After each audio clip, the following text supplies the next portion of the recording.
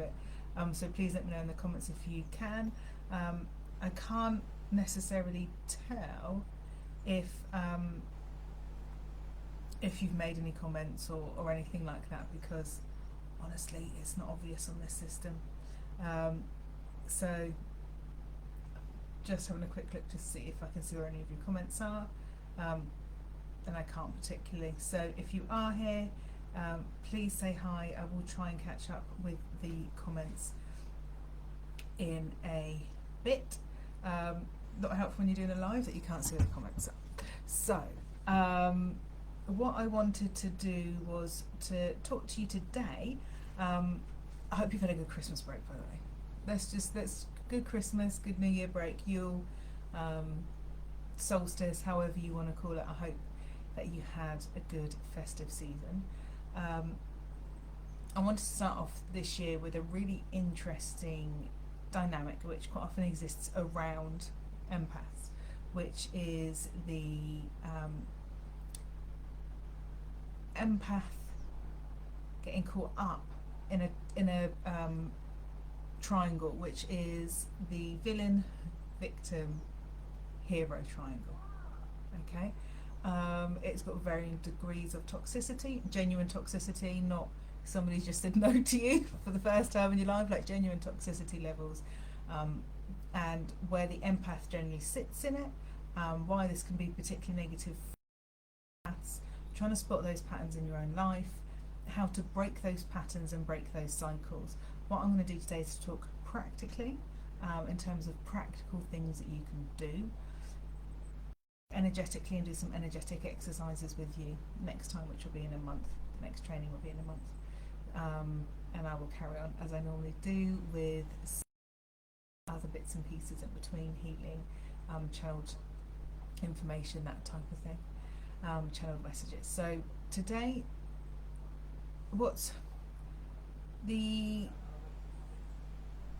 really interesting thing about this dynamic is that there are a couple of places that you will end up sitting in it. I can see. Hi, Jane. Yeah, I can see the messages.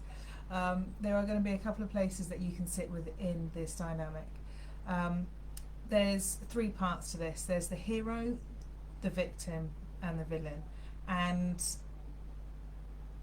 it's something which I came across when I was doing, as I tend to do, some work with Odin and Freya and Thor, actually quite a few years ago, around this. And what I didn't realise at the time was that it was a psychologically recognised triangle. It was something that myself and a couple of friends kept on saying, this is coming up, have you noticed this? And kind of being really conscious of it and aware of this dynamic. Okay, it's sometimes called the drama triangle, and the Cartman. If you've been watching too much South Park, don't get that confused. The Cartman triangle is the other thing that gets recognised now. There's a couple of different ways that psychologically I've seen people recommended to deal with this. I'm going to give you my own take, not based on this stuff, because some of it doesn't make a lot of sense to me, the way that some people sort of psychologically say to deal with it. So the hero is quite often where the empath ends up sitting. As an empath, we partake, and we do partake in that dynamic of enabling sometimes others and allowing others, and saving others. Please let me know if you have spent your whole life saving people and fixing people and attracting those sort of dynamics into your life. So quite often the hero will be sat in that hero status, and you will quite often find that there's somebody who is a victim, and they'll quite often have somebody who's a perpetrator or who is a villain in their life, who is causing them issues and causing them problems. As the hero, you might go as far as getting being the full knight in shining armor hero and absolutely getting involved with the villain and standing up for this person. You might not. Everyone's different. On the empath vibration, many of us come in with that Michael energy, which is that protector energy that we come in with. So if you're particularly somebody who's drawn to injustice and taking action around injustice, and you're probably going to find from time to time you think, right, I've had enough of this, I'm going to have to stick up for this person, or I'm going to have to get involved, or I'm going to have to say something. When we look at this triangle from the victim vibration, it ends up taking on a different meaning. The victim can be somebody who goes through life perpetuating the same cycle where they always attract a villain and they always attract a hero to save them, and they have people sitting in very specific roles within their life. Depending on how narcissistic these people are, those roles can be very clearly defined, and can cause extra problems as well if, as the hero, you ever decide to kind of put up your boundaries and to start saying no, or to start looking at things slightly differently. I think many of us, and let me know if you've kind of got to this stage yourself, find ourselves as the hero looking at the looking at the victim and thinking, oh no, you're perpetuating the same drama and the same cycle over and over again, and I'm putting my energy into this and it's not getting us anywhere. For the victim, they may or may not be able to step out of that dynamic.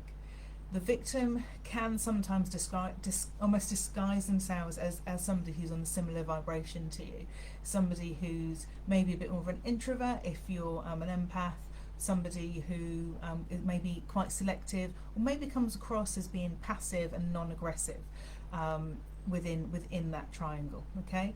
And they will need often someone to help them and to help them out with stuff. Somebody who genuinely might be quite sensitive and ends up maybe over catastrophizing things, maybe looking for the negative in things. We get into these victim mindsets from childhood. The same with the hero mindsets.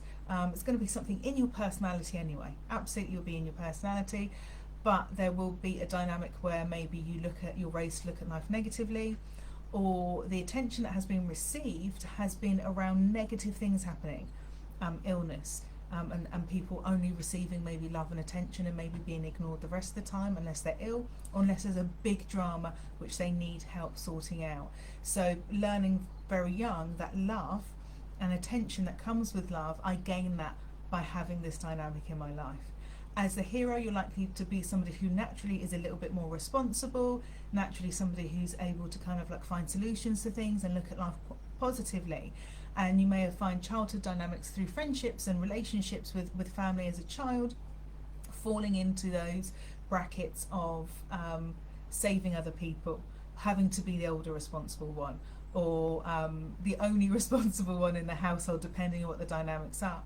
And this isn't to blame anyone in our families, in our childhood.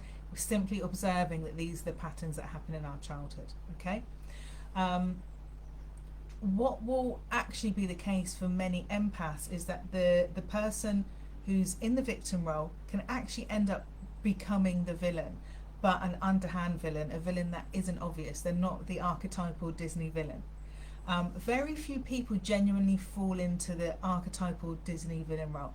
I know a few who genuinely do, and you probably do yourself, and their role in life is to go through life pushing us in the opposite direction, pushing against us and making us either want to fight for ourselves or to fight for other people in terms of what dynamics we want, and where where we see ourselves going with our lives. How much and how hard do we love ourselves, and how much and how hard do we love other people? That's what a villain's role is spiritually when we look at these things.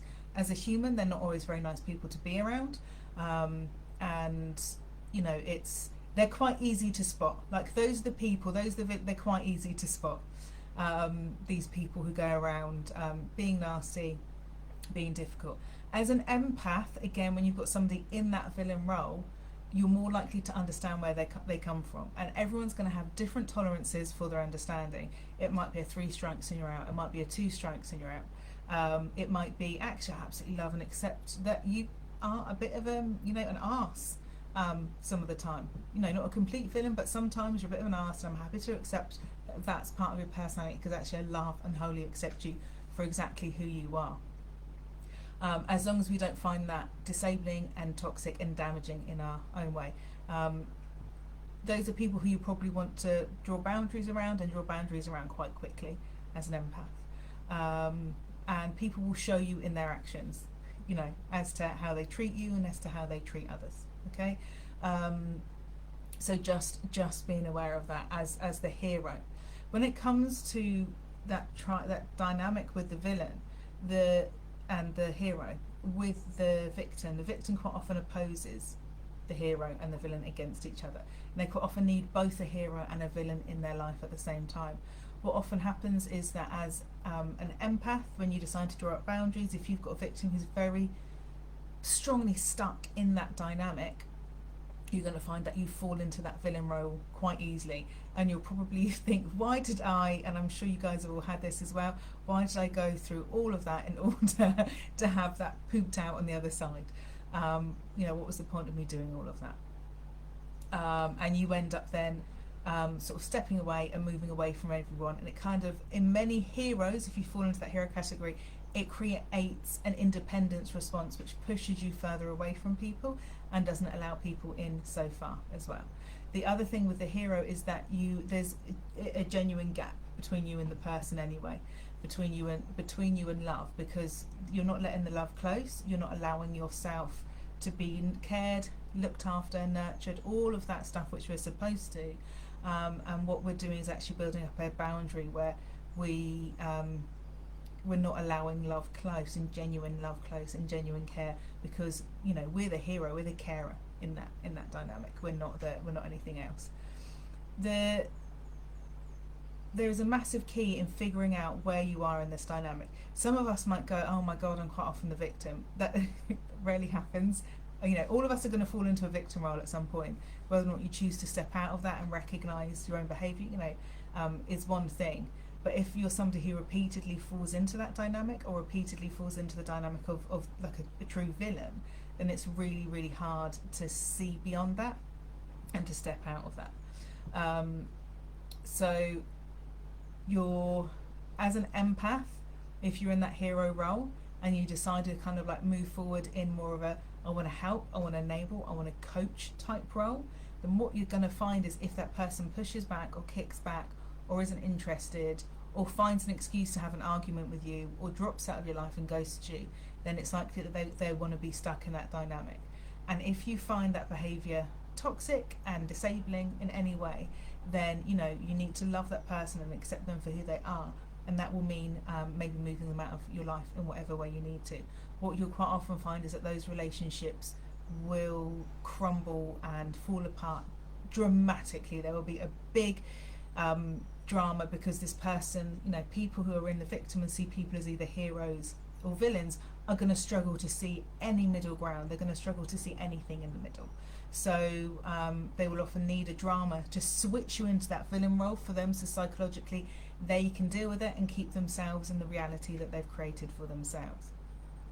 When you start becoming aware of these cycles and of where you sit within these cycles, you can choose to step out of them. I've read some stuff recently about stepping into a role that might suit your personality. You know, somebody who's a villain actually is probably somebody who's quite direct, who's probably a leader. You know, maybe that's the way you need to think of yourself, as a leader, and being direct and all of that type of thing, and use your skills for something else. A hero moving into the coach, you know, and actually coaching people. I think that's fine. For a hero to move into a sort of like a coaching, mentoring role, as long as the person, the people who you're doing that with, there's forward momentum and you can see change, and you can see that. You know, if it's a direct relationship, if you find yourself like you've attracted this dynamic in this relationship, and it's a marriage or like a commitment or a family member, and you really want something to work, then, you know, things like timescales and explaining why things are difficult and why this is disabling, and the other person might hear you and they might genuinely meet you and make changes in themselves. They might not, and I think setting boundaries and setting limitations around time and what behaviour you expect, but also understanding that you can't expect people to change like dramatically overnight, is a really, really big thing. And it might be that a relationship is distanced, while that person works through their own stuff, and while you yourself work through your own stuff as well. I think that's the biggest thing, is if we're saying, oh, let's just use our attributes in order to kind of to form a different dynamic, to form a different way of being, what we're going to find is that actually what we're actually going to find is that we need to do some healing. It's not going to be an overnight thing. It's not going to be something that happens in a few weeks or a few months. As the hero, you need to focus on being vulnerable and understanding that being a hero is disabling. Understanding that being a hero keeps people at an arm's length, and it's because you've been hurt in the past, and this is your way of loving without getting yourself hurt, and that hurt can start as a child and families, through to friendships and relationships. So looking at that dynamic across major friendships and major relationships in your whole life is really important.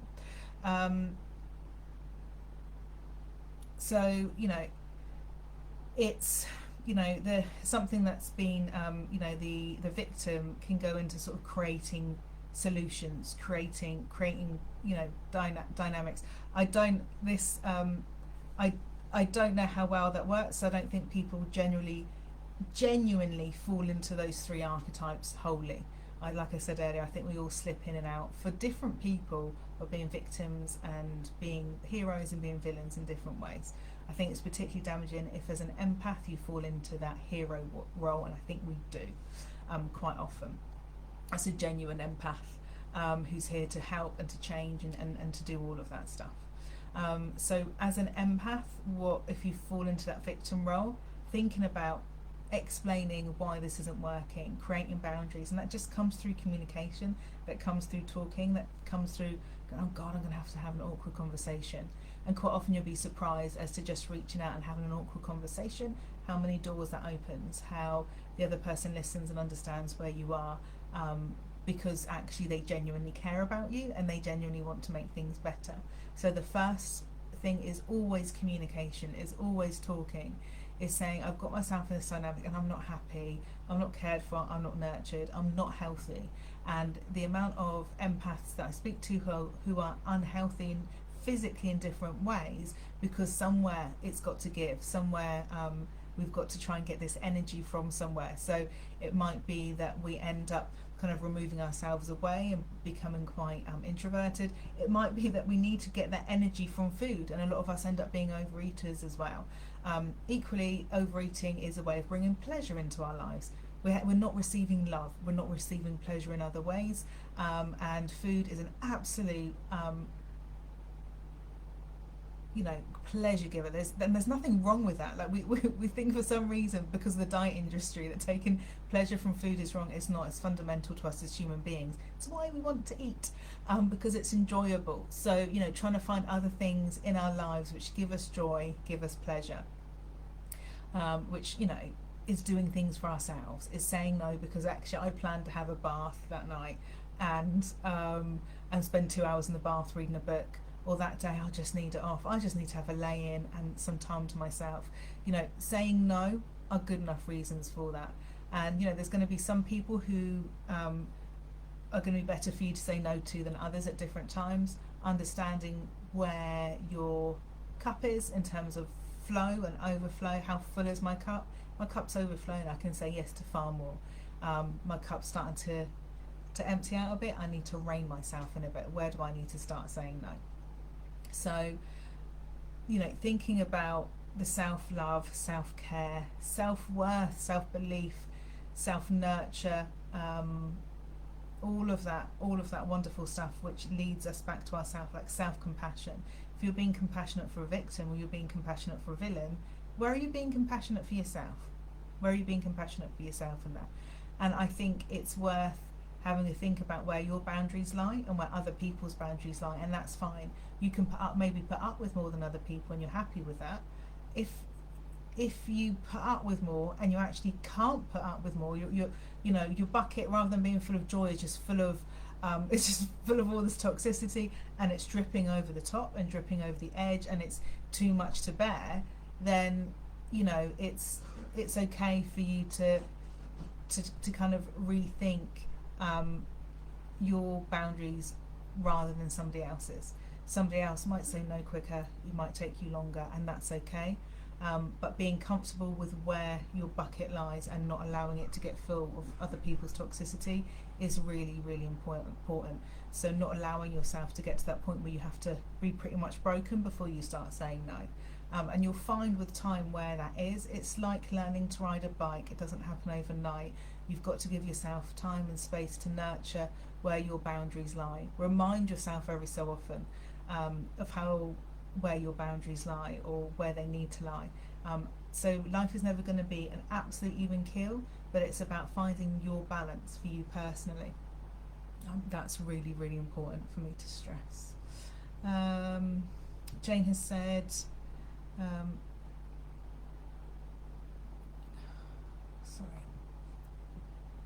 Facebook, like I just moaned about this message. I can't now see the comments. Here we go. Definitely felt like that since school, says Jane, and more intensive the last 3 years or so. Yes. Yes, well, you've probably been single for over 20 years, and it is self-sabotage. And something to understand about self-sabotage is it's beautiful. Like our mind creates, most of the time in childhood, maybe up until you're about 25, these wonderful life lessons, and it goes, don't do this, don't do that, don't do the other. Those are your rules, and anything outside, it tries to keep you in this safe space that it's created for you. As the peacekeeper in your house, you might find that you find a certain role. As the person who kind of sits in the middle and isn't aggressive and doesn't walk away from situations, as that person who provides that stability and provides that middle ground, you're probably going to find that you're used to putting up with more. And that's fine as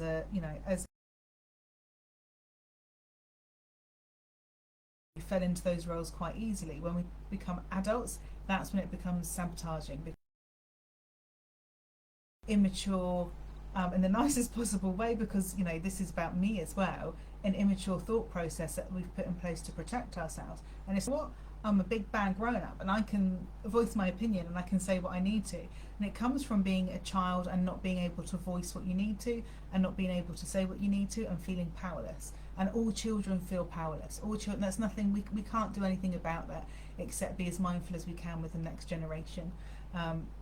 Parenting styles and parenting techniques that are coming through now are very, very different, even to when I had my 9-year-old. The books that other people were reading and telling me to read are completely different to what I would choose now, and to what I would recommend other people to choose as well. So I think it's really important to kind of give yourself that leeway and that headspace that, the sabotage thing is, you trying to look after yourself in the only way that you know how. So deep healing in some cases, in some areas, absolutely, but time and love to yourself, just keep on loving yourself throughout that process. It is tough, it's not easy. I'm just going to see if I can see any more messages. No, that's it. Okay, where are we now in terms of time? Okay. If you've got any other questions now, let me know, give me a shout.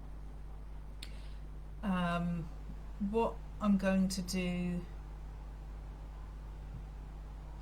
something else I need to say actually, when we're thinking about stepping out of that dynamic, is I'm no longer going to be the hero. I'm not going to fit into any role. I'm just going to be me, and I don't exist within that triangle anymore.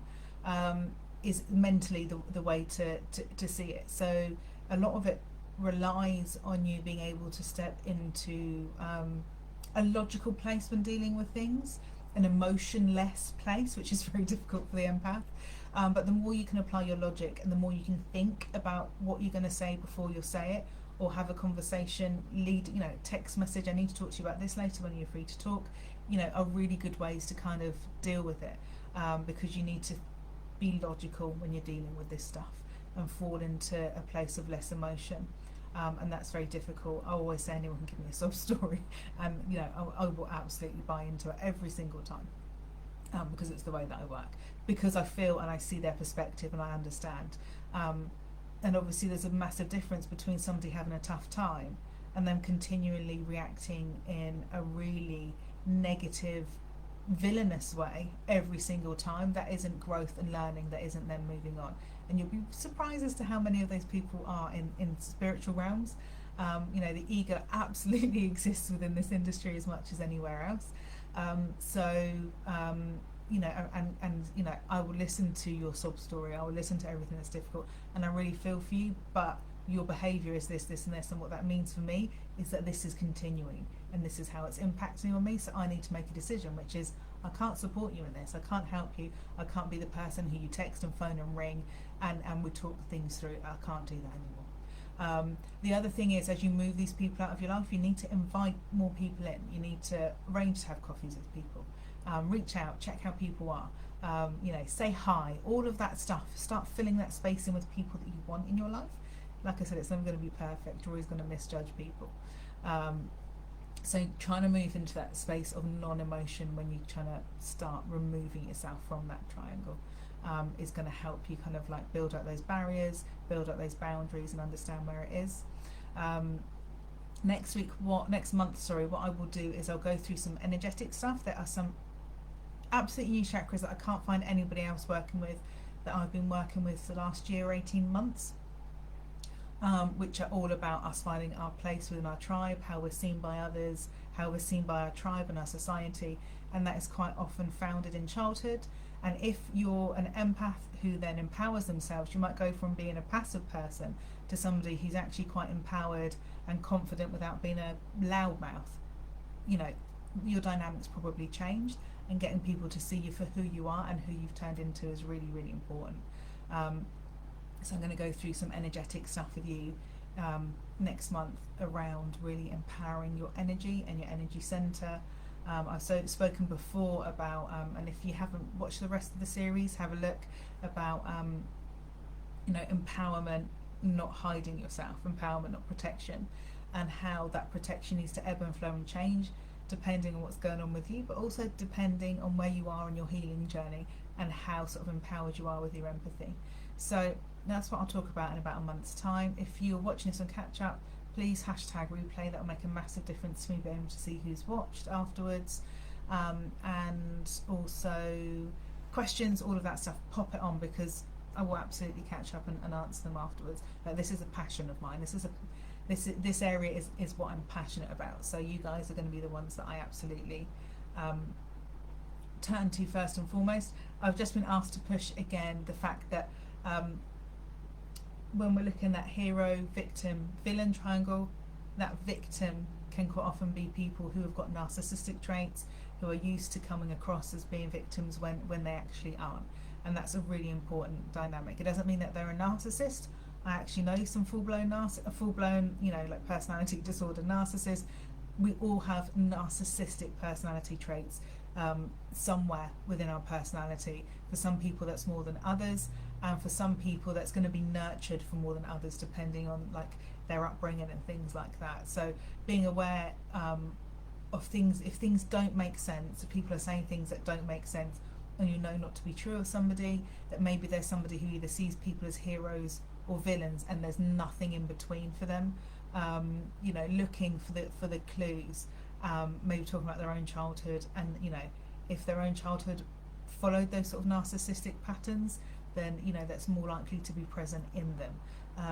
And we can all get dragged into narcissistic relationships. That happens to all of us at different times. But being able to step away from them is really, really important. And being able to step away from them sooner rather than later is also really important. And it's one thing dealing with that as a friend, you know, so you've got a narcissistic friend, realising, okay, I need to end that, and it might not be easy, or it might be nasty, but you know, it is what it is. You know, and you might sit in that villain role for them still for a long time as they hate on you from afar. When that comes to relationship, it's that one step closer and that one step harder. So really thinking about romantic relationships and looking for those signs before you kind of get sucked in as an empath. Right, I'm going to leave you there, lovelies. Questions, let me know. Hashtag replay if you're on catch up, or hashtag catch up, I don't know, is it hashtag replay? I think it's hashtag replay. And I will catch up with you soon. I'll probably do a general like chit chat next week. Questions maybe about, I don't know, card reading, that type of thing.